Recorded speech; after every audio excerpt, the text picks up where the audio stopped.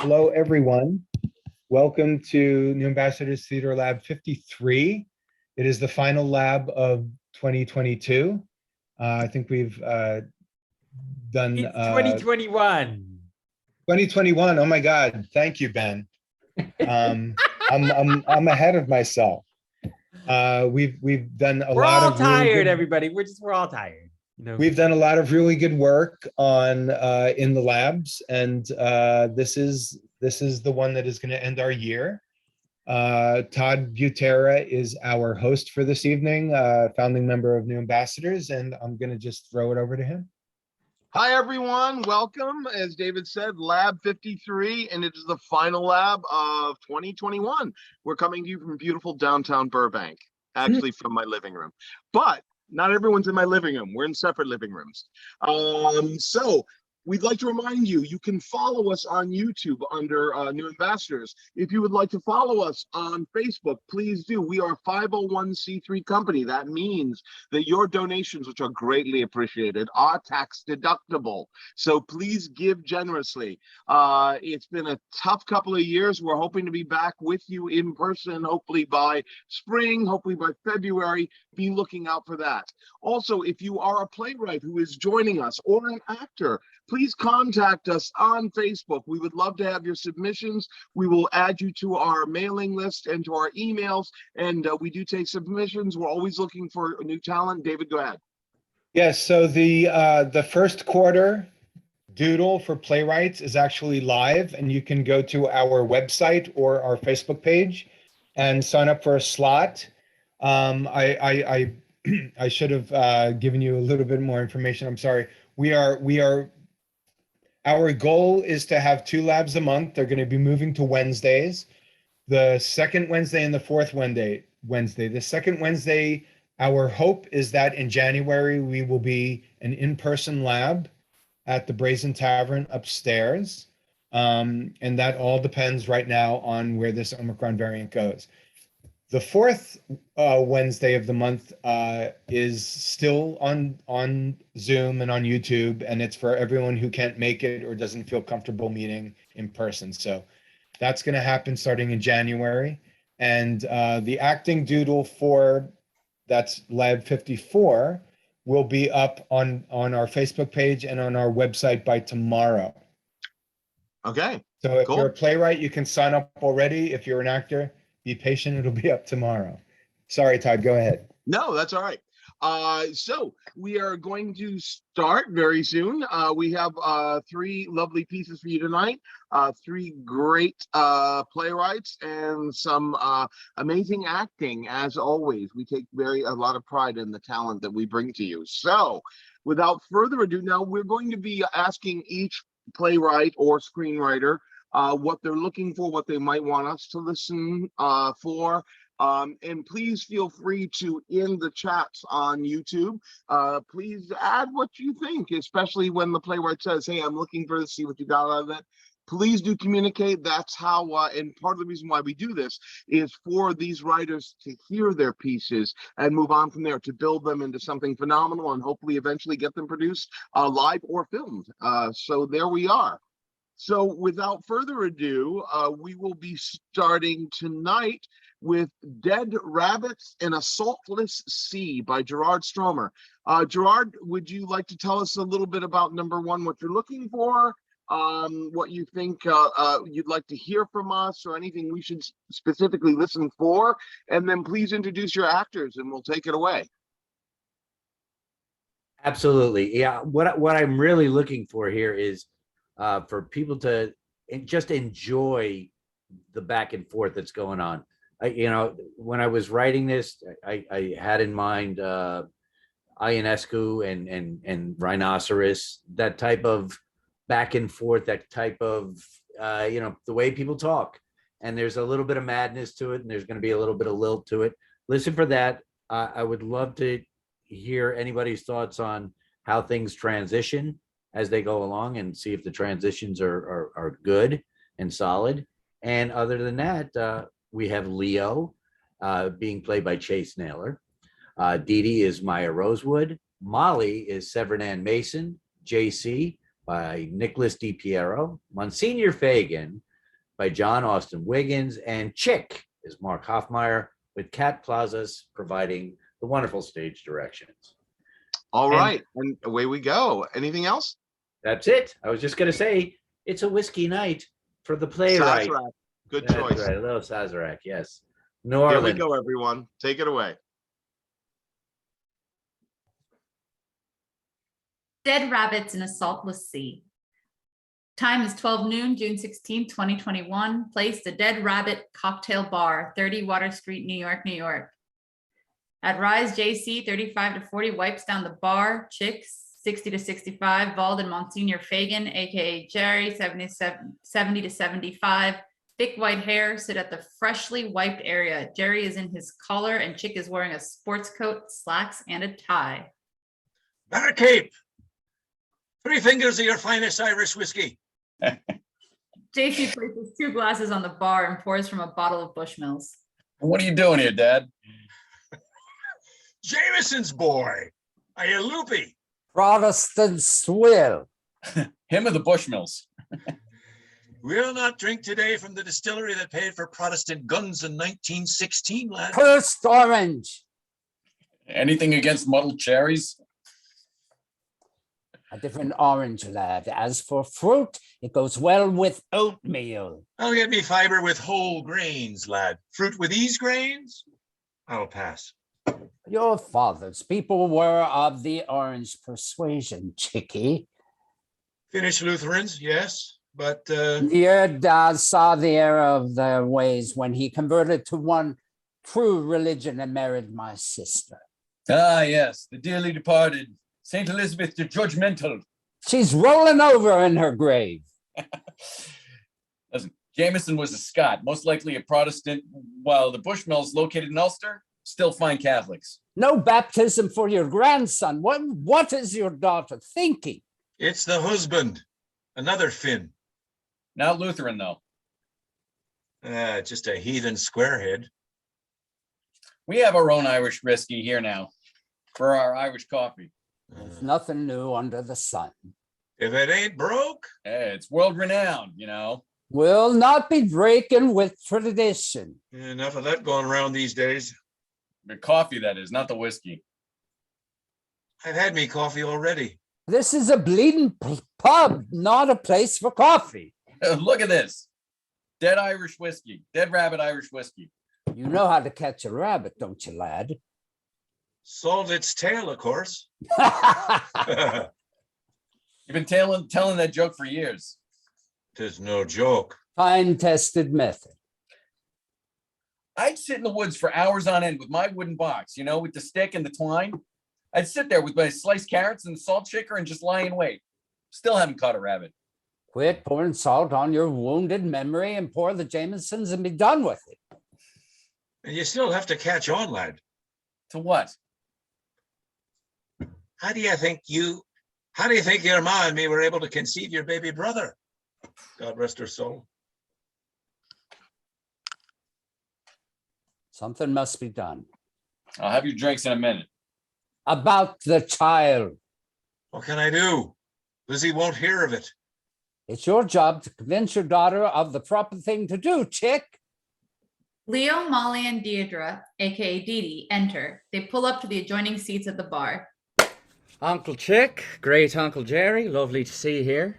Happy Bloomsday. Not Dublin, but Manhattan will do just fine, I'm sure. What Hey, goes with Guinness and Irish coffee? Advil, Bromo. Who drinks coffee in a pub, man? The Dead Rabbit is world renowned for its Irish coffee. Still their very own Irish whiskey just for that purpose. So we drink back home. Why do they call it Mulligan stew? Something to do with leftovers. You got an early start with the Tiplin today. It's Joyce and his cursed Ulysses, that pornographer. The day made for pub crawls. Chick reaches for his phone and opens photos. Speaking of crawling, look at this. Ah, he's the look of Donegal, that one. Has your eyes, chick. The map of Sligo graces his countenance. Here's your nose, Uncle Chick. And his head is as grand and large as a Brobding Nagian. Just as tremendous cranium is. Here's your hairline, Uncle Chicky. Wherever does Lizzie find such tremendous hats for the lad? Never mind the hats. Where do you find the pillows? I'm more concerned for his future barber. He'll have to be in quite good shape to cut all the way around that skull. And Lizzie says his umbilical cord has finally fallen off. Text only a grandparent receives. Roland, he's only a week old. Strong as an ox, him. He cannot be crawling at 1 week of age. Lizzie says he shouldn't even be able to hold his head for the first month or two. With a head like that, Swift would be proud. No Lilliputian he. And he'd go for a fair penny or pound as a modestly proposed roast, no? Swift Premium then. I should think that he'd be unable to hold that thing up for very long till the age of 15, much less at 1 week of age, yet here he is. Enough chatter about that mad Anglican and his Gulliver's tales. And leave the poor little lad to grow into his enormous cranium. Tell me, Chicky, has the boy been checked for encephalitis? Oh, he's perfectly healthy. Just that he's part Mick, part squarehead. They don't come more stubborn than that. Yes, he's a stubborn donkey with a Herculean neck, but let's not dawdle on the task at hand. Too true, Monsignor. JC, a round of Guinness to moisten our parched larynxes. Casey begins the process of pulling the stout. The proper plural. Or the proper quaff. I'll stick with the Catholic Jamesons. Lad, I'll have the Irish coffee with the stout. How about the wee taste of Dead Rabbit Irish whiskey for a committed sommelier of the barrel? Larynges is the proper Latin, dear. Rather, child must be christened. And his little thingy? It must be... Now, hold on there, man. How are you going to... Peel the banana? Rather more like peeling a carrot, I'd venture. Wonder, do they have good wings here? You can't just have him... If he dies while his soul maintains the stain of original sin... The church buried that idea, Monsignor. Limbus infantium mortuum est. The wings are superb. Don't fly too close to the sun, D. Wouldn't that just be icky? And I'll have the carrots and celery. Let the shaver crawl about sans diaper. With his Herculean neck, pray for his foreskin not equally as sturdy. Maybe the friction will scrape it away. Telly rang us this morning. Getting on well? How's it like peeling a carrot and not a banana? I have a man in mind to handle the situation. He mentioned his neighbour, old Nessie. The marathoner. Ever peel a carrot with just your hands, Dee? He has tremendous testicles. Who's that, Monsignor? He's still running. It's 77. Alas, no, succumbed well under anesthesia. Shmuel the Moyle. Bald men are so sexy. Don't we all at times? If we cannot get him clipped in a Catholic hospital, a Moyle is the next best thing. Leo straightens in his seat, puts his hand together in prayer, and chants like a Gregorian monk. In trovo ad alterere. What are you on about now, Deidre? So manly. Not anymore. How do you propose we get the infant child from his mother into the skilled hands of the Moyle? You're out of your minds if you think I'll let you butcher the... Loose lips, Chicky. There's no place for planning. The Monsignor and Chick down their Jameson, slamming the glasses a bit too firmly on the bar. Fine. Hey, Uncle Jerry, let's move it along then. Aren't you through just a pair? Minxes, they. Inges is the proper Latin, Monsignor. Isn't that a female term? Let's keep it gender neutral. Don't run off, lads. You can't visit the dead rabbit and leave without the taste of the coffee. It's world renowned. It'll change your life. it's on the house. Well then, Yeah, if it's on the house, let's. JC serves the two men their Irish coffees. the bouquet is surpassed only by the smooth oakiness of the whiskey. It is both common and exhilarating. A real conundrum, this. They each take another pull from the mugs, draining them and rise from their stools. Maybe we can perform a more informal ceremony. Something in the home with the blessing with water? Yeah, with you blessing the water? let's leave Shmuel the Moyle out of this, yeah? Chick and Monsignor Jerry exit. They're so phallic, especially in turtlenecks. In this weather, are you daft, woman? Whatever happened to the old boy, Nessie? Was it his liver? Went in for surgery after running the Sauzier Marathon down in Athens.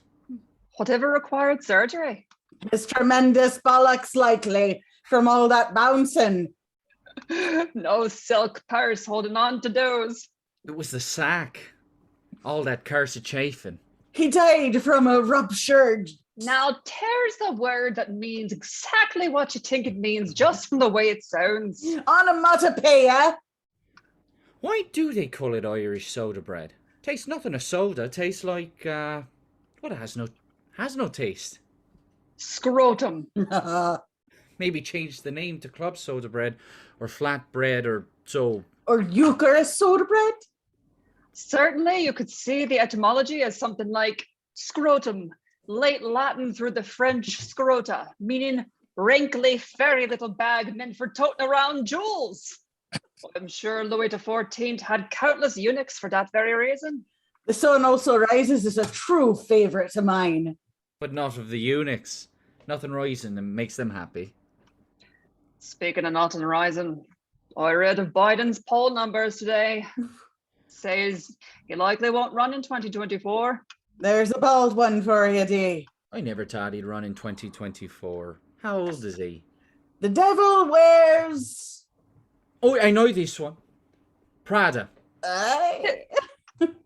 He'll be 79 in either November or December. No, scrota!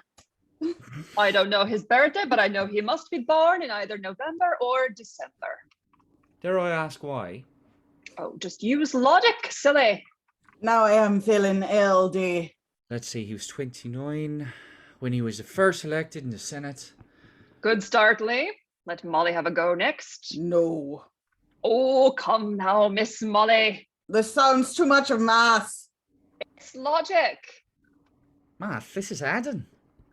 Isn't Jill a teacher? Get back to the point. Maths, logic, all the same. Think back to our days at the Ursuline Academy, Mole. I'm beginning to see you in a habit day.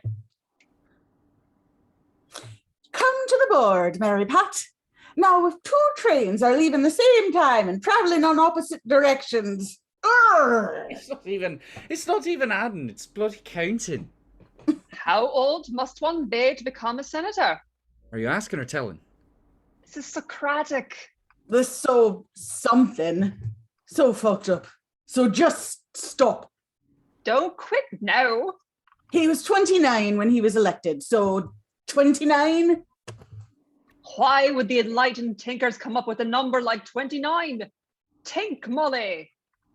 They did have prime intellects. Okay, 25 then. That's the house, right? 28? 30. 30 it is, but by when? Bugger me already. Do they serve rabbit in here, or is that just a name? David rabbits cannot properly peel their carrots. So no rabbit stew, eh, Buck Mulligan? Not enough salt to catch the bloody rabbits. One must be living to put a proper peel on something. Whether by hand or by blade. Ah, then, a toast. He raises his coffee as the others raise their drinks. The hopping rabbits and the unsalted tails and the dead rabbits who cannot a carrot peel. They all bring their glasses together. Slant. Land. This is what the dead rabbit is known for. Besides greasy, unsalted stew. At the Onopa Ponton, What you saying, Molly? upon the wine dark sea, from the Ida Sea. This you know, but Joe Biden's birthday flummoxes you. One day her math will rise up and flare. Late bloomer, I fear. No bloom here, lass. I am without pistol, or is it stamen? I never get those straight. When is Biden's birthday?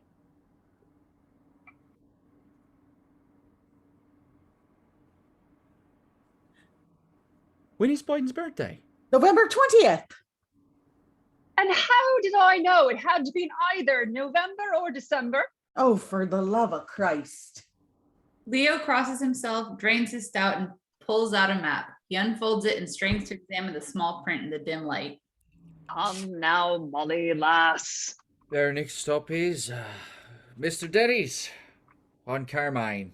Fine. He was 29 when he was first elected. She's on it. Election day is in early November.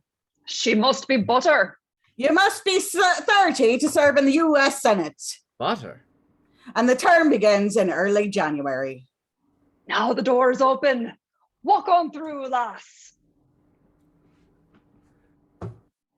Therefore, he had to turn 30 sometime after the elections, but before the new year. So November or December, right?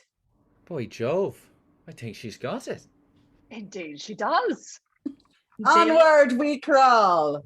Oh, Bloomsday revelers. Turtleneck? What? Whatever did you mean by bald men in a turtleneck? Ever wonder where the word circumcised comes from? Well, circum is for circle. And sized is from the word cutting, like scissor or incision. Sounds like more it should come from the word meaning downsized in anything you two are on about. Telly Savalas in a turtleneck. Just picture it. If that picture don't scream foreskin. You're both daft. Is it odd that Latin has a word for blowjob? Sure. And a word for fucking. Coitus. But not a word for hand job. Well, let's see. Manos or man. In Spanish, job is trabajo, right? Trabajo. Opus Manos? I know there's a club by that name.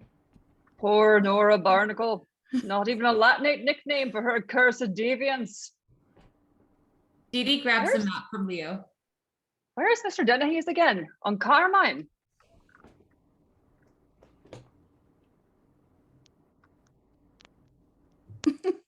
Yes.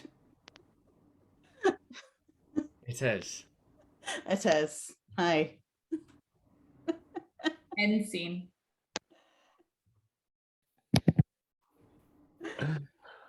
Vic, you are on mute. Bravo. And bravo. Right, Todd, we're looking at this. Sorry about that. All right. 7 minutes? Okay. Yep. I know we said it was Ionesco, but I kept thinking Balzac. Anyway, hey. Nothing like all right. Balzac. So talk to me. That was Dead Rabbits and Assaultless Sea by Jared Stromer. Jared, what did you Gerard, sorry. Everyone. Question now, what did you think? Did you hear what you needed to hear? Me? Gerard? Yeah, absolutely. I did hear what I needed to hear. First, I thank you, actors. You guys did it wonderfully. Your lilts were beautiful. You guys went at the right clip. It was a lot of fun, an awful lot of fun. And yeah, I hear where it needs work. So yeah, it was great. It was great. Open it up to everyone else. How about some popcorn moments, people? Anything that stood out? What did you think? What stood out? What's in your memory? What is something that was memorable? I don't know. Talk to me. Can I? Oh, go ahead. Yes, Chase. Your mic is not on. There we go. Yeah, so one of the first things I noticed when reading this for the first time, I think this is my first time not only like reading it, but reading in it as well. And it's so incredibly Irish. So many plays, like from Irish playwrights, they take place in like this like smoky room with like a fireplace where they're talking, or a pub, and they're telling their stories and they're joking with each other. So like the sort of from what I've seen of Irish playwrights and everything, it fits very well into like this world that they all sort of live in the same universe or a similar universe, and I think it fits really well in that. And it I guess if Irish is a genre, it checks a lot of those boxes, for lack of a better term. Very cool. Who's next? Anyone else? Popcorn moments. Talk to me. What stood out? What was memorable? Yes, Ruthie. Yeah, the whole rhythm and pace was like very, I don't know, silky and smoky and Irish, and I was sort of getting swept up in the the rhythm of it and the lilts and the accents, and I was feeling like Lieutenant Evan Ishmore, Connor McPherson. I was feeling it all, and then we got to Joe Biden, and I was like, because it was feeling very like timeless, and then it suddenly was very much grounded in now, and I think that created this sort of absurdist feel that you were talking about in your introduction. So somehow when it got to Joe Biden, that's when I felt like Ionesco and Beckett, Very cool. Anyone else? We got time for one more. Yes, David.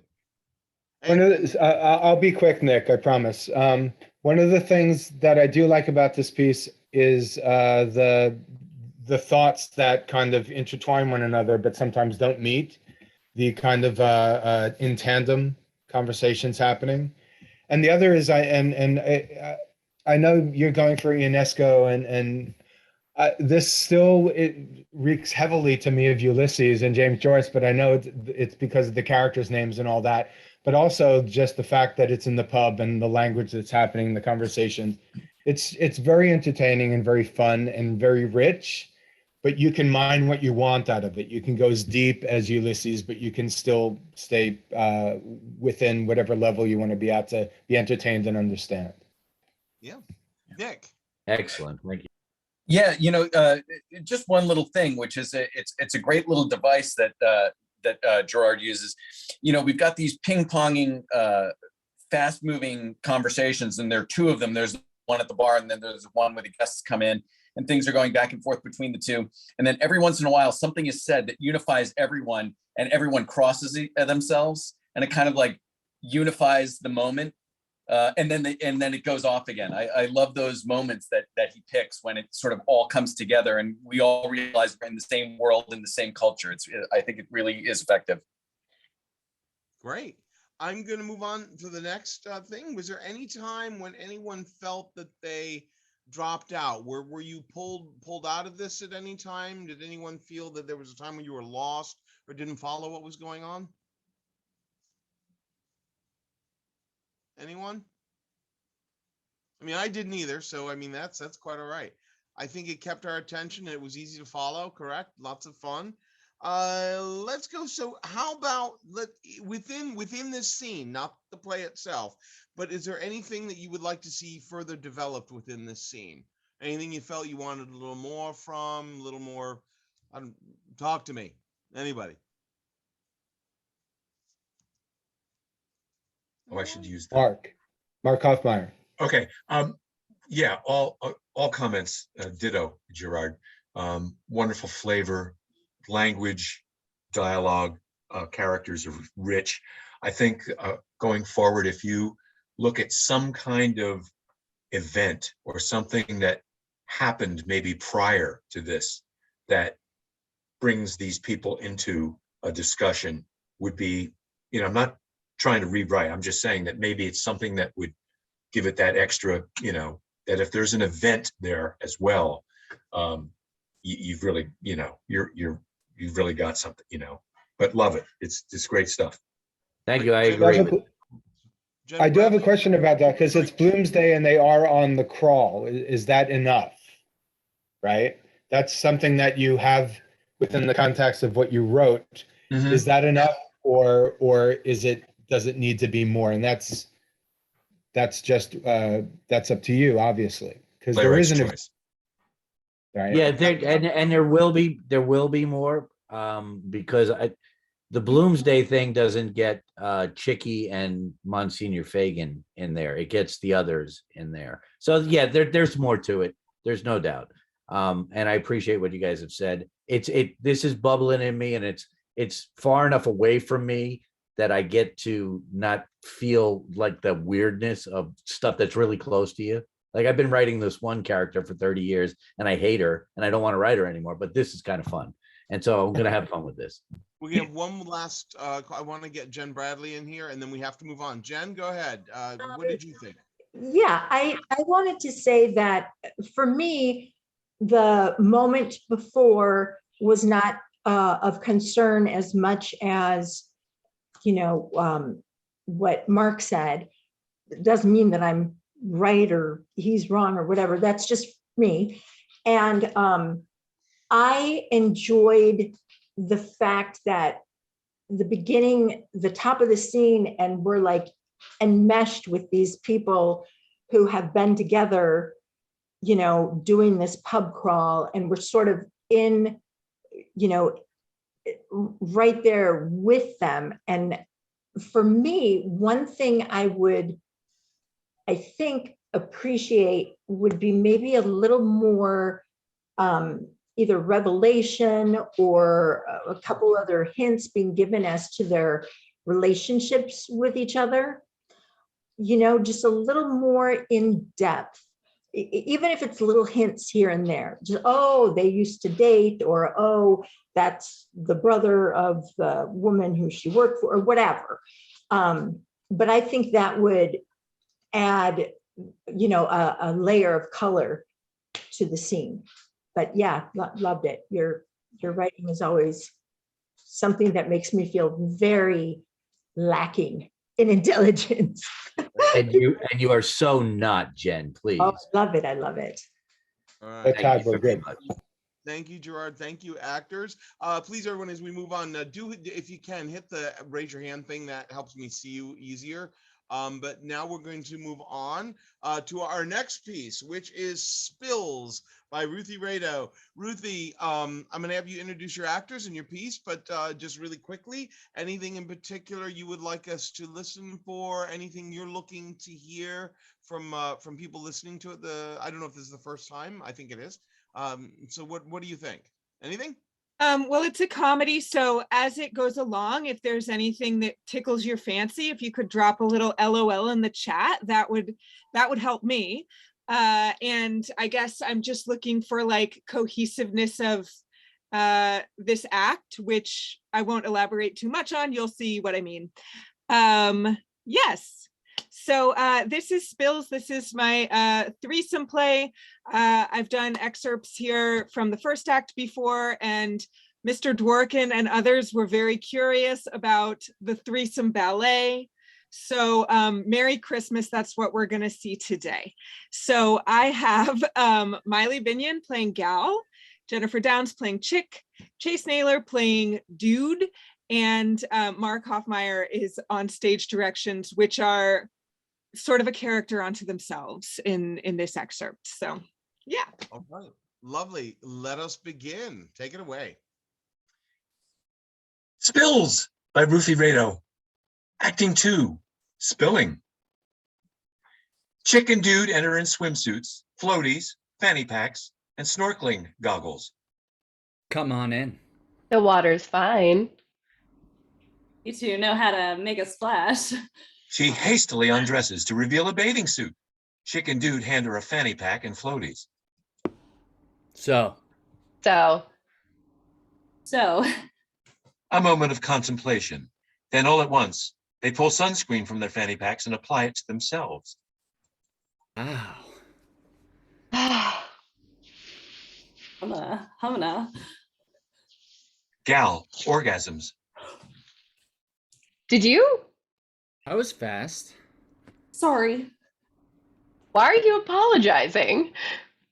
I don't know. Sorry. Cowabunga, dude. He gently applies sunscreen to Gal's nose. Oh no. Gal orgasms. Holy shit. Yeah. Do you want to try something new with each other? You mean? I'm cool with whatever. Yeah, I'll try it. Why don't you do her and I'll do you? Chick goes fishing for Gal. She catches a little fish. Maybe Dude has a tackle box or fisherman's hat in his role as assistant. Gal orgasms subtly. Pretty good. Chick throws her line back in the water, catches a prize swordfish. Gal orgasms swordfish level. That was amazing. You never done that before? Nope, first time. You're a natural. Yeah. I guess I'll return the favor. Gal goes fishing. Nothing bites. Maybe the Andy Griffith theme song plays. In a minor key, LOL. Chick does not orgasm. Is this okay? Yeah. Is there anything I could do differently? A little higher? Chick does not orgasm. More, just more.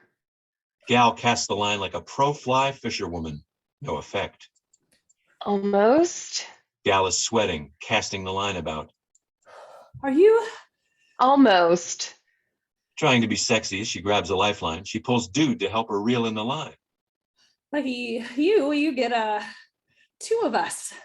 Gal and Dude reel in the line. I think it's coming. I feel a big one. This is a lot of pressure.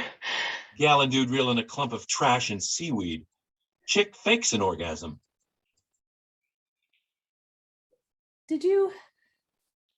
Yes. Awesome. Come here. Let's play. He hits a beach ball with Chick.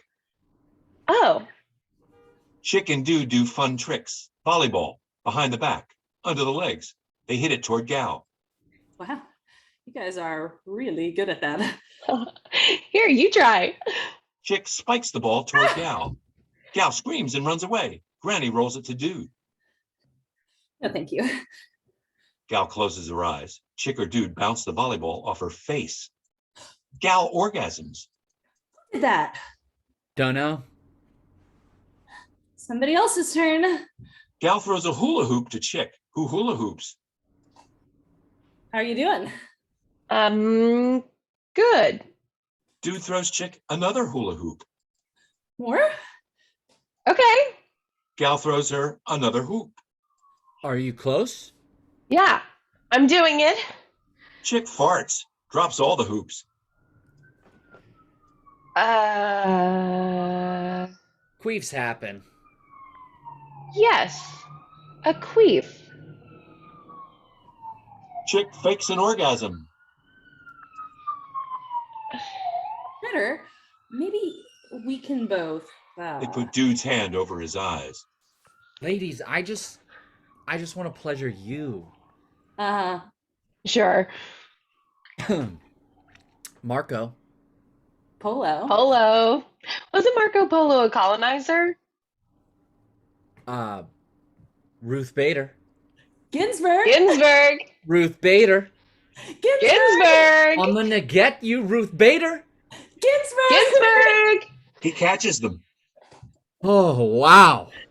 Oh, man. Dude represses an orgasm.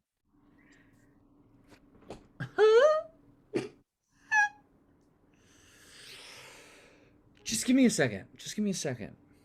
He takes a slow motion Baywatch lap. Chick and Gal clean up the detritus that has collected. You could tell me to change something. Maybe. Yeah. Cool. Sorry. Each person is so different. How are we feeling? I'm ready to dive in.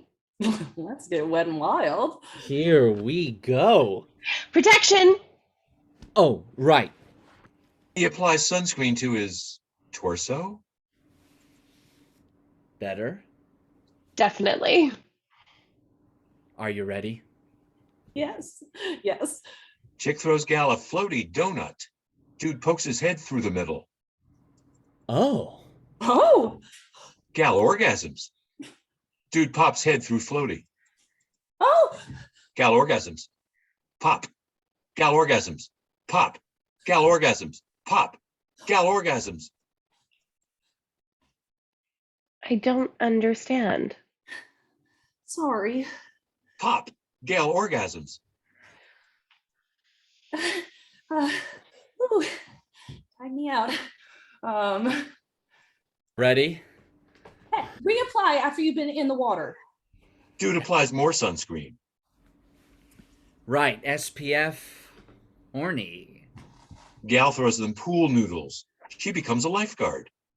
All right. I want a nice, clean fight. She blows a whistle. Dude and Chick sword fight with pool noodles. Bonk. Oh. Bunk, Mm. bunk, Mm. bunk, Mm. bunk, Mm. bunk, Mm. bunk, Mm. bunk, Mm. bunk, Mm. bunk, Mm. bunk, Mm. bunk. Mm. Dude spanks chick with a pool noodle. That is against pool rules. Rules were meant to be broken. Well-behaved women rarely make history. Is that good? Mm. Bunk. Yeah? Mm. You like that? Yeah? Chick almost orgasms. A dolphin call. Let's do this! He pulls gal and chick to frolic with blow-up dolphins. Watch out for the blowhole. Dude and chick do amazing dolphin choreography. Gal struggles to hold on. Your upper body strength is amazing. Her dolphin bucks her like a mechanical bull. Free Willy. He does a beautiful dolphin flip over the ladies. He splashes them. I'm so wet. Me too. Hang Tinborough. He stands magnificently with a surfboard. They all get on. Chick in front, gal spraying confetti in back. Surfing USA plays. They are paddling, but also dancing in a 60s beach movie way. Here comes the riptide. Wipeout plays. They stand up on the board. The 60s choreography gets intense. Yeah? Mm-hmm. Yeah? Mm-hmm. Yeah. Mm-hmm. Cowabunga! Chick orgasms, is washed ashore into a pool of confetti. Gal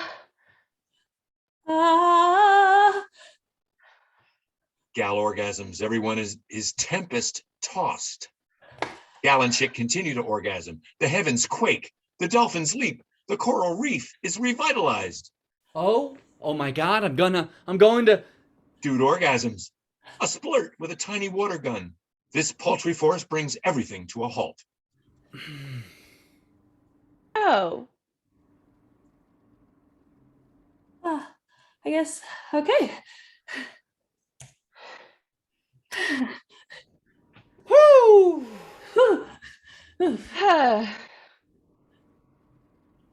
The gentle sound of the tide. Shit! I have to catch my flight. This was so much fun. Good to meet you. Bye. Bye. Bye. Chick pulls a crab out of her ass crack. What? That's a metaphor, and it's not mine. Lights out. Surfer girl, little surfer, little girl plays. End of expert. Or excerpt. Well, I'm sensing a theme here. Don't worry, it's Sun Factor. What happened again? I didn't. What's that about? Guys, that was, oh my God. Okay.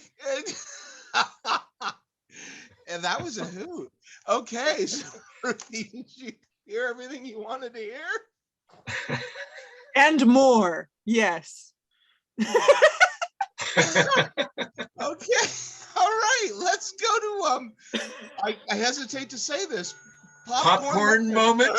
Popcorn. David, got one? Sorry again. Yes, I have to say that Ruthie, you're a kindred spirit in terms of finding orgasms funny. And just, but my favorite thing was Chick like just faking it until it happened, and her whole I orgasmed, but it was so funny. And then Dudes, which was, not as earth shattering or ocean moving as theirs were. That was so much fun, very funny. Anyone else? Who's next? Give me a popcorn moment. How about them pulling the crab? That was, wow, that was unexpected. Maryland or Stone is all I have to say. What are we talking about here? Is it a blue one? I don't know. Whatever. Not quite cooked. I don't know. Those little ones, they're easy to eat, but they're a little nuisance. Okay. Okay.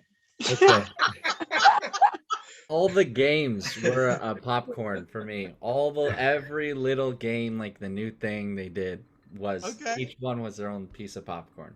Yeah. And I wonder where the popcorn popped. That's my whole whatever. Once you start popping, you can't stop. Apparently. Who else? Yes, please, popcorn moments. Anyone? Yes, Jen. I discovered that I believe I am a lot older than I ever imagined I was. And I say that aside from any age difference, but I definitely think, I mean, I'm not going to be like, oh, you crazy kids today. It's not that. I mean, get all you can, really. But there is a level of freedom that exists for, I feel, the generation and a half behind mine that I can honestly say was not easily accessible in my time. So for me to hear pieces like this and say, I mean, it's great. So aside from that, and hooray, orgasms, but the piece of it that is probably the most, what I want to say, the hardest to hit, and yet the part that I appreciate the most is the fact that it is so open to entertaining this entire scenario. And I love that it is that free, and it is something with which I will never have the ease and familiarity that you are afforded in a different group. And Jen, the generation before ours too. Right. Oh yeah. Oh, please. That goes without saying. Yeah. Yeah. And they were like all at Woodstock naked, so, I mean, come on. Yeah. Wait a second. Hold on. I wasn't naked at Woodstock. I was there, but not naked. I was 11. All right. Anyone else for popcorn moments? The reckless abandon. Yes, I loved it. Yeah, I mean, I'll add one more. Mark, go before me. Go ahead. That's all right. Go. I was going to say that just all the, and I think Chase kind of touched on this, the metaphor of the sea and the waves and the tubes and the lathering yourself up, and then you've been in the water, you have to lather up again. Relather. And all that just was so, it made something that maybe too many people take too seriously a little bit more palatable in terms of fun and comedy. And I really appreciated that. I think it was very well done, and your actors really handled it incredibly well on Zoom. So I face. That was what I'm thinking about. Will not be handling it, please. Thank you. Yes, Mark. Yeah, I just had this. It just tickled me because I had this picture in my head of like, I don't know, an English class, and the professor saying, so what's the metaphor here? And people are just laughing. The students are just like, metaphor. It was hilarious, so it just like, or the Theater of the Living Arts, and this new piece, and then in comes this stodgy audience who contributes, who they give money and everything, and they watch this, and they're like watching with their jaws down like this. Anyway, it really delighted me. So getting those images from it, I thought was really cool. That any number of audiences might react to it in very different ways. Kat, did you have a comment? Kat, no. Oh, okay. Anyone else? All right, we can move on to it. Nick, no? Yeah. Ruthie, I just had a quick question. So for the stage directions, you said in the beginning, you were like, the stage directions are kind of a character. Were you imagining literally like having a narrator on stage narrating this? Did I miss that or no? No, in production, this is all acted out Okay. with cool floaties and noodles or whatever. Because honestly, I was watching this play and I was imagining, a very, like a suited man on the side of the stage at a lectern, giving these instructions, like this crazy game of Simon Says that these actors have to like, these characters who are in this story just have to like, are compelled to like act out. I don't know. It may be taking away from your point, but I don't know.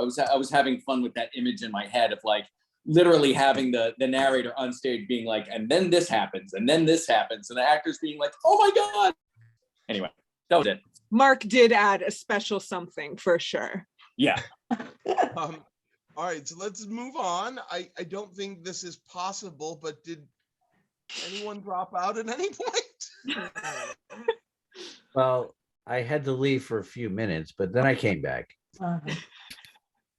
Thanks. No one dropped out, right? There was. It's okay. It's okay. I'm of the generation before you, Jen. So, we did things a little differently. Anyone else? Anyone drop out at all? I don't think so, right? There's no dropping out of this. This is No dropping. just our jaws dropped that we all went. Okay.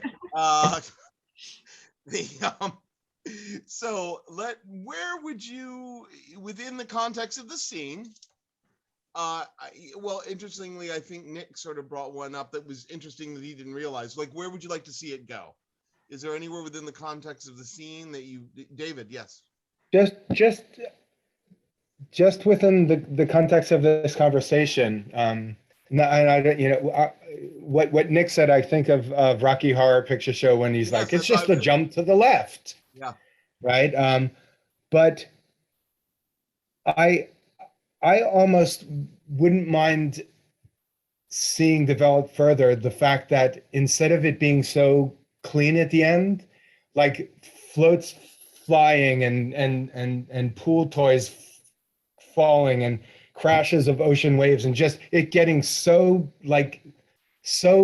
thunderous and all that, and then his minuscule orgasm, if that's what it was, that's what I saw. It was like, it was an anticlimax. Just going further with what you're already doing, because it's so funny, and just to have it like build and just have insanity happen, which is what I hear happens in situations like this. Rod, did you have something to add to that? Well, all I would say is that it was hilarious, and the buildup was wonderful, subtly orgasms and swordfish orgasms. And yeah, I would really, really love to see something that was completely like what Dave was saying. That's brilliant. Like, throw it all the way out. Here's this tiny little minnow orgasm at the climax of the whole thing. Yeah, anyway, it's brilliant what you did. It's a lot of fun, and have fun with it. I think that's what you did. It was a great time. Anyone else? I do think I need to add like combing the beach with a metal detector somewhere in here. As they look for the man in the boat, you mean? That reminds me Yeah. of Spaceballs. That's good. They're gonna need a bigger boat.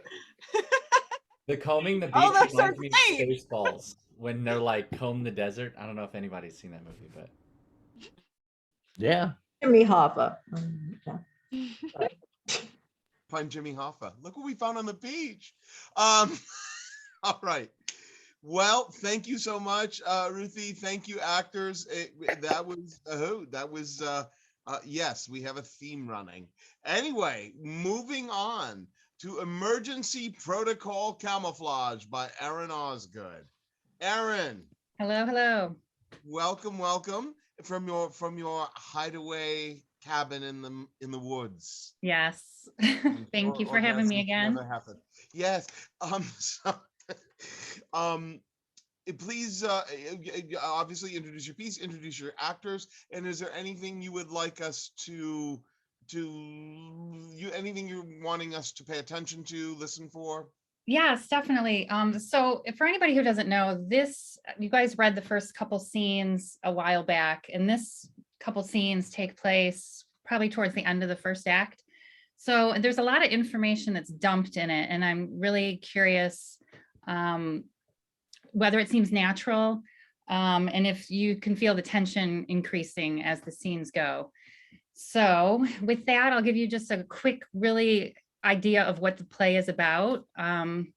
So this takes place in the future, and the future sees enhancements in technology and science. And with that comes danger.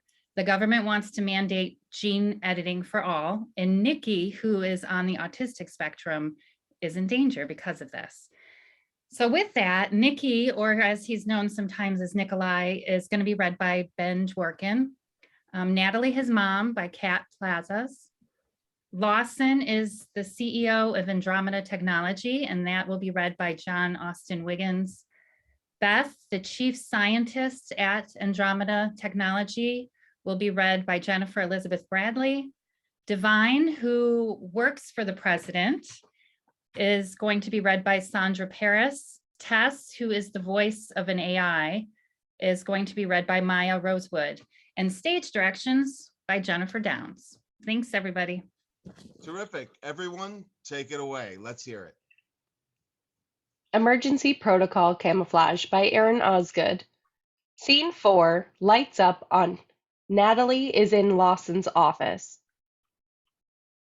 Tess, can you send all data from Dimitri's files for phase 3 to my interface? Most certainly. Perfect, thanks. My pleasure. Have they left the Capitol yet? Negative. I'm detecting Professor Lawson's and Dr. Nightingale's locators within the president's compound. Well, that's good news, right? They didn't get thrown out. Logically, it could also be bad news. Not what I was hoping to hear, Tess. My apologies. I only meant they could still be waiting to be seen. Nikki enters through the secret door. Surely one of them would have informed you if they were waiting. Hello, Nikolai. Hi, Tess. How was your day? Very well, thank you. How is yours? My day is the same as yesterday, as the day before that, and the day before that. That sucks, Tess. Maybe Professor Lawson could provide you with more variety. Or a vacation. That would be most agreeable. I do have a new bikini I've been wanting to try. You're so funny, Tess. Why, thank you, Nikolai. Mom, did you hear Tess? She said she had a bikini. Yes, I did. Very funny. Where's Professor Lawson? He's gone to the Capitol. New Philadelphia? That's so cool. Wish I could go. Maybe we can go soon. This was a work trip. How did I get a job when I'm older where I can take work trips? The most important thing is to find a job you enjoy. And hopefully it involves some travel. I mean, the worst thing you could do is take a job that you hate just because you can take some trips. Yeah, I don't want a job I hate. Will you help me find a good one? Of course. I'm always here to help you. Thanks. You're welcome. I guess I can wait until Professor Lawson gets back. I was hoping he could help me. Hello? Mom right here. What do you need?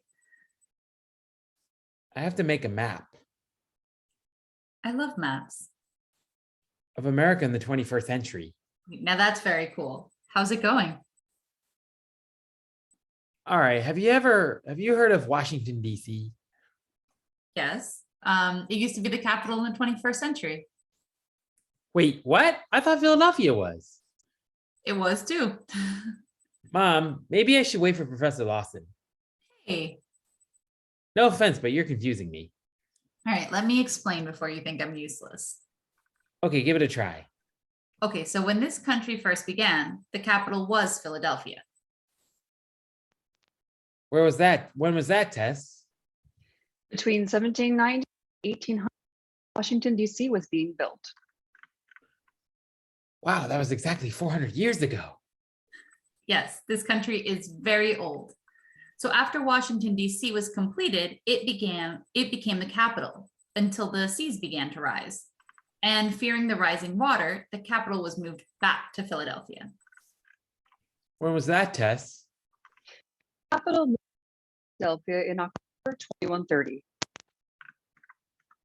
But Oh, the continuing rise of the seas, the flooding and damage from the tides caused them to move the capital inland to where it is today, New Philadelphia. Tess? Philadelphia was established on what used to be the campus of Florida College in June 21. The rise of the level by 49.8 feet. Wow. So Washington, D.C. is underwater? Yes, as are many other cities. Back in those days, people didn't take care of the environment the way we do today. Can you help me map where it would have been? Of course. Pardon me. I just informed Professor Lawson and Dr. Nightingale tomorrow afternoon. Tomorrow afternoon? Did they say anything else? Outcome we're hoping for. Oh, no. Oh no. Mom? Sorry. Okay. Washington, D.C. Here's Pennsylvania, then Maryland. It used to be right here next to a river, the Potomac. Lights out. Scene 5. Lights up on next afternoon. Natalie is anxiously awaiting Lawson and Beth's return, fidgeting and working on her work interface. Nikki is chatting with Tess. I got one. Let's hear it. What's the mathematician's favorite kind of tree? What? Geometry. Get it? Geometry? That is a great one. Now you. I had an argument with a 90-degree angle. It turned out I was right. I get it. It was right because a 90-degree angle is a right angle. Yes. That's a great one. Do you know another? What did the triangle say to the circle? What? You are pointless. Mom, did you hear Tess's geometry jokes? What, honey? Tess's geometry jokes. Oh, no, I'm sorry. Oh my gosh, listen to this one. Okay. I had a fight with a 90-degree angle. An argument. Oh, that's right. I had an argument with a 90-degree angle. It turns out it was right. Get it? That's a great joke. Tess has so many. Me, Professor and Dr. Nightingale have entered the premise. Thank God. Are they alone? Negative.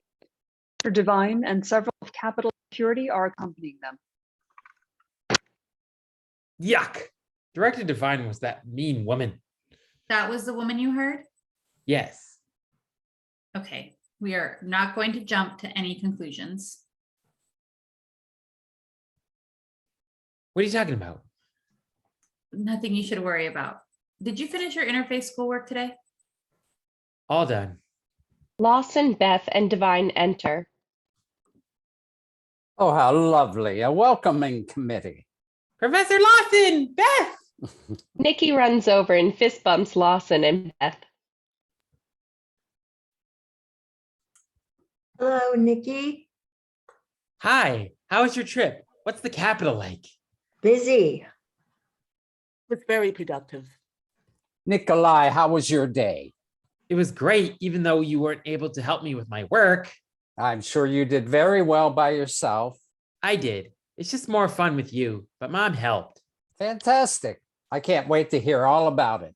But first, let me introduce you to Director Devine. Hello, young man. Hello, nice to meet you. What did you do? I helped the president. Director Devine is the head of the Foundation for the Advancement of Science and Technology. No way, you're the head of FAST? Wow, cool. Director Divine, I'm Natalie Ivanov, Nikki's mother. Welcome to Andromeda Technology. Thank you. And to what do we owe the pleasure? I'm here to make sure the transition between the partnership of Andromeda Technology and the government goes smoothly. Partnership? Really? That's cool. Does that mean you will have to go to the Capitol again? Probably. Can I go with you sometime? Of course. I would love to show you New Philadelphia. Professor Lawson, we should really start the procedure. We are on a time commitment.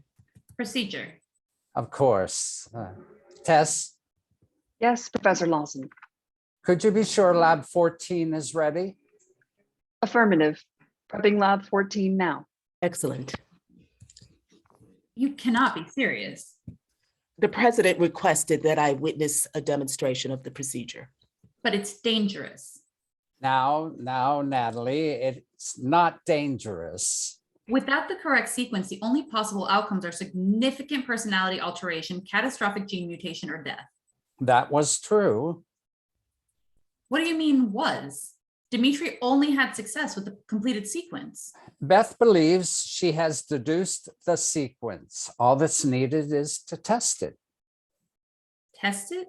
Yes, as we do during trials. And time is of the essence. Who's the unlucky subject? I am. What? No. A subject was needed and I volunteered. But Beth. I have every confidence of the procedure's success. Excellent. Shall we? Oh, Professor Lawson. Beth, before you go. Yes, Nikolai? I had an argument with a 90-degree angle. Turns out I was right. Nikolai, that's a wonderful joke. Thanks. I learned it from Tess. But a joke is only as good as its delivery. And your delivery was perfect. Thanks. Remember, life throws you many challenges, many hurdles. Humor can be very healing, inspiring, lifts the spirits. Always keep your wonderful sense of humor. Okay. Okay. Your father would be so proud. Dr. Nightingale, I am sure I would find this a touching moment if I weren't dead inside, but we have a pressing matter. Yes, of course. Perhaps Professor Lawson can escort you up to Lab 14. I will be just a moment. Yes, Director Devine, on the way, I can describe to you in detail the procedural steps. Divine exits with Lawson. Wow, she's scary. What did Director Divine mean by she was dead inside? She was saying she didn't have any feelings. What? Like she can't feel anything? Like Yeah. happiness? And empathy. Is that really true? That some people can't feel? Unfortunately, yes. At least she's cognizant of it. Yeah, she has the personality of a sloth on Prozac. Mom? Never mind. I was trying to be humorous. Perhaps you could have Tess giving you some pointers? Oh, Nikki, I was hoping you could do me a favor. Anything. Would you mind running down to the commissary and getting me some cucumber water? Sure. I feel like I may need some when I come back. Mom, do you want anything? No, thanks, buddy. I'm on it. Nikki exits. He's such a good boy. What are you doing? What I need to. Please don't tell me you are going down to have gene editing. I'm not going down to have gene editing. Beth! I have to. No, you do not. If it isn't me, then it's someone else. I can't let someone else risk it. But Beth, don't you? I truly believe that I figured out Dimitri's missing sequence. But you can't be sure. Not until we test it. You can destroy it. Destroy it. Wipe it from the earth. Dimitri realized how dangerous the procedure was for the whole of humanity. I know. So how can you continue? I have no choice. Of course you do. No. Listen. I am under a presidential order where I will be removed and someone else will. This is the only way to protect Nikki. Protect him how? Tess, Yes, Dr. Nightingale. please purge all records of Nikolai Dmitry Ivanov. What? This action requires a U.S. security code. Echo Tango 45 Beta Omega 13. Authorization confirmed. What are you doing? Before he died, Dmitry made me promise to erase Nikki in the event the procedure appeared to be coming to fruition. You can't just erase him. I can reverse the order. But if I come out of editing different, I want to ensure his safety. Wait, What? Dimitri said something similar to me. What did he say? It was a little cryptic. Oh? He used to joke with me that when the world comes to an end, we still had, oh God, what was it? Emergency protocol camouflage. Emergency protocol camouflage requires voice identification and confirmation. What? Tess, what does that mean? Emergency protocol camouflage requires voice identification and confirmation. It's real? What is it? No idea. But whatever it is, it seems your husband programmed Tess to protect any knowledge of it. Dimitri devised it. It has to be a good thing. That would be a fair assumption. Tess? Yes, Dr. Nightingale. This is Elizabeth Nightingale. Execute emergency protocol camouflage. Negative. Voice identification and confirmation denied. Who is authorized to execute emergency protocol camouflage? Emergency protocol camouflage requires voice identification and confirmation. No, that's not going to get irritating. Not at all. Tess, this is Natalia Ivanov. Execute emergency protocol camouflage. Affirmative. Emergency protocol camouflage is executed.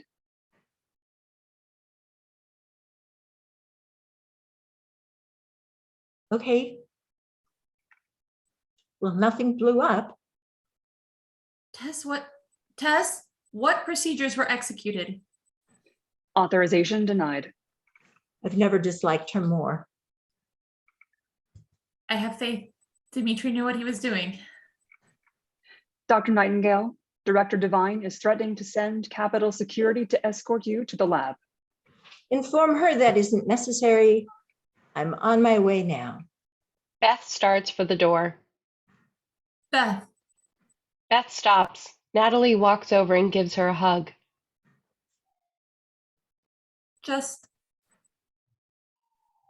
I will. Beth exits. Lights out.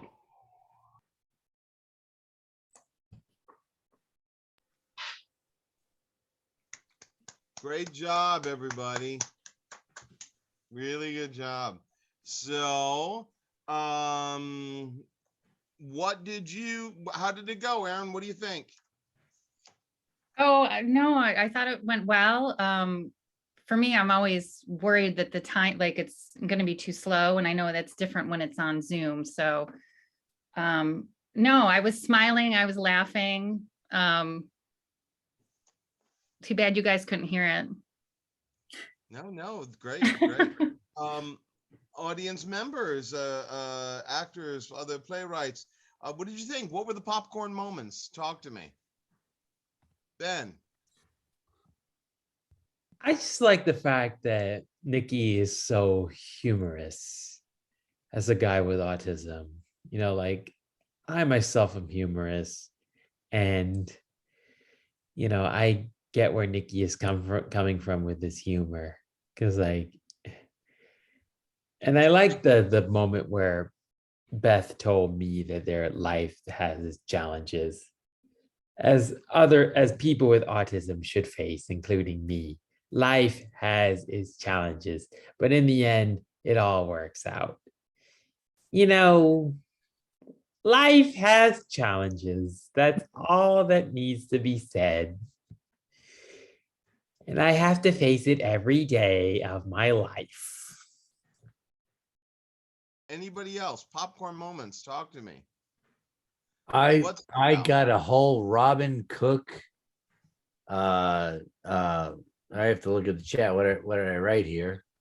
Westworld, Michael Crichton. I got that whole sense as things went on. That whole the Tess thing was great. So Tess was talking as like Hal. I got that feeling out of it. And I'm also going to say that the geometry jokes, I loved them because I was a geometry teacher for 10 years and I'm teaching algebra or pre-calculus now. But so I got a big kick out of the geometry jokes. Very good. I loved it a lot. Terrific. Who else? Anyone else? Popcorn moments. What stood out? What was Sloth great? on Prozac. Sloth. Okay. Exactly. Sloth on Prozac. It was just so, having seen like the first few scenes and then like having this experience with this one, you get this picture of Natalie, and she's smart and she's with it, and she knows something's not quite right with the death of her husband, but she is going to protect her son, like at the end of the day, right? Like that is the major goal. And so to have this like, and it's not like it breaks from that, but just have this like really human moment where like, it's like she was so annoyed that the wall came down, and she was like, you got to see this like cynical little zinger. And then to try to see her like kind of backpedal it, because she's like, oh, I'm around my son, and I'm around my, right? Like that, it was so human. And I just loved it because it's also it's really funny, right? But it was just such a human moment. And I think that combination was really priceless. Cool. Ruthie Rado, please.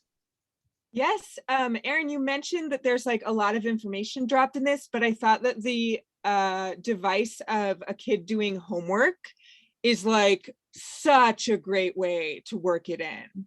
Like, yeah, it's like so fun. And like you have then the difference between like what Tess knows and what the mom knows, and like, is one of them like wrong sometimes? I don't know. But then you get to know this world that we're in, but in like such a fun and succinct way. It was really great.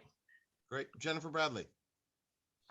Yeah, I want to tag on to Ruthie's astute comment in the comments before hers, in that I love the realism with which you've infused these characters. They're part of it, I think, the humor works so well because even though this can be, Andromeda, 4730 in the future and dystopian society and whatever, that people are still people. You know what I mean? And funny is still funny, and sad is still sad, and frightened is still frightened. And I think you've created by making your characters like that, it's really been it serves as a great touchstone for audience members, I believe, to make the jump into this environment because it is accessible to them. And I think it's almost frightening how accessible it is. Terrific. All right, let's move on. Was there any time where anyone dropped out? Were there any times when you thought you weren't sure what was going on, you weren't following it, or it became, I don't know, talk to me. Anybody? And that doesn't mean there has to be. If there isn't, that's terrific. And that's a good thing. All right. I don't think so. I didn't feel I dropped out at all. So now we're within the context of this scene itself. Were there any places where you thought you would like to see it develop further, where you found there were things that you would like to be maybe thought would be interesting if it was expounded upon? Ruthie, yes. I loved the divine character, Sandra's character. I mean, maybe I just was really struck by Sandra herself, but that character was like, I don't know, quirky and fun. And I don't know, I just want to see what else happens in the play with that character. Okay. Anyone? We're at time, so if We are. So just sorry. if anyone has their hand up, we can, we can take the time. Anyone? That's great. Guys, I think since our time is up, it was a wonderful evening. Thank you all for participating. Thank you all at home if you are watching. Thank you to all the playwrights, all the actors. It was a lovely evening. Great fun, interesting, incredibly entertaining. And again, we are new ambassadors. We are a 501c3 company. Please give generously anytime. Follow us on Facebook. You can get the acting doodles, which David mentioned, as well as the playwriting doodles. We will be hopefully coming to you live very soon. I wish you all happy holidays, however you celebrate, and we look for really wonderful things in the coming new year. Everyone, thank you again. David, anything to add? No, thank you, everyone. Thank you, Ben, for actually doing double duty tonight. You were very good in that role. Yes, thank you. So if one of the most important things is feedback, and Ben has been putting in the feedback link for everyone. If you didn't get a chance to say something, but you do want to reach out to the playwrights and give them some thoughts framed in the questions that Todd had asked, popcorn moments, confusion, or further development, you can click the link, and all three playwrights are listed on there, and you can give feedback for everyone. That's what this is all about, play development. Again, our next lab, our first lab of January, knock on wood, will be an in-person lab at the Brazen Tavern, which will be January 12th, hosted by myself. The playwrights are yet to be chosen. We will be doing that shortly. And the only thing I'd like to let everyone know is that we are going to be extremely COVID compliant. So if you're going to show up with a pass, a vaccination pass here, and your ID. I was there last night. They will not let you in the door without it. They're being really good about it. So that's that. The acting doodle will be actually Nikki/Ben Dworkin. Just put that up again, the acting doodle for LAB53, which is our first lab. For those of you in the company, following the lab will be our first full company meeting at the same place right after the lab. So please join us. Other than that, thank you, everyone. Thank you, Ben, again, for doing double duty. Thank you to Todd for hosting this evening. And thank you, everyone, the talent. It was really such an entertaining evening. The writing was excellent, and the acting just made it all the more better. So thank you so much for joining us. Stay safe over the holidays. Have fun with your family and your friends, and we will see you hopefully on January 12th in 2022. Did I get that right, Ben? 2022? You got that right. And Okay, don't worry, excellent. Despite this disappointing turn with COVID, I am very optimistic that a new wave of life will be coming to us next year. So Sounds like a prompt, Ben. And again, yes, Ben gets the last word. Everyone, thank you so much. Take care.